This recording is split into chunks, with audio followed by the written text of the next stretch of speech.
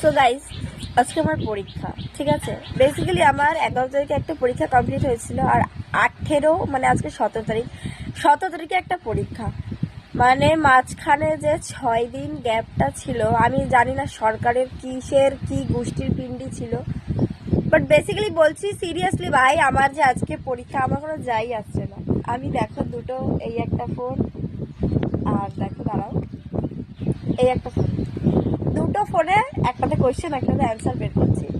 মানে আমার না কোনো সেই ইয়েটাই নেই যে হ্যাঁ আজকে আমার পরীক্ষা বা কিছু। আরে ভাই, পরীক্ষা আমার 11 তারিখের পরের দিন পরীক্ষাটা কমপ্লিট হয়ে যায়, কিন্তু না, মাঝখানে 5 দিনের গ্যাপ মারিয়েছে। মানে বুঝি না ভাই, সরকারের কিসের কি লেগেছিল যে 5 দিন বাদে পরীক্ষা দিচ্ছি। মানে লিটারালি ভাই, আমরা কি স্টুডেন্ট না? না ফ্রি তো, যখন যেখানে ডাকবে হ্যাঁ চলে যাবো। তার মধ্যে আমার এই ঠান্ডাটা লেগেছে। মানে ভাই, আমি যে কিভাবে কষ্টে আছি সেটা একমাত্র আমি জানি, আর কেউ জানে না। আমার কোনো যাই আসছে না আমার পরীক্ষা, আমি চিল করছি, খাচ্ছি দাচ্ছি, ঘুমাচ্ছি। আজকে পরীক্ষা, তাও আমি আজকে ফোন দেখছি।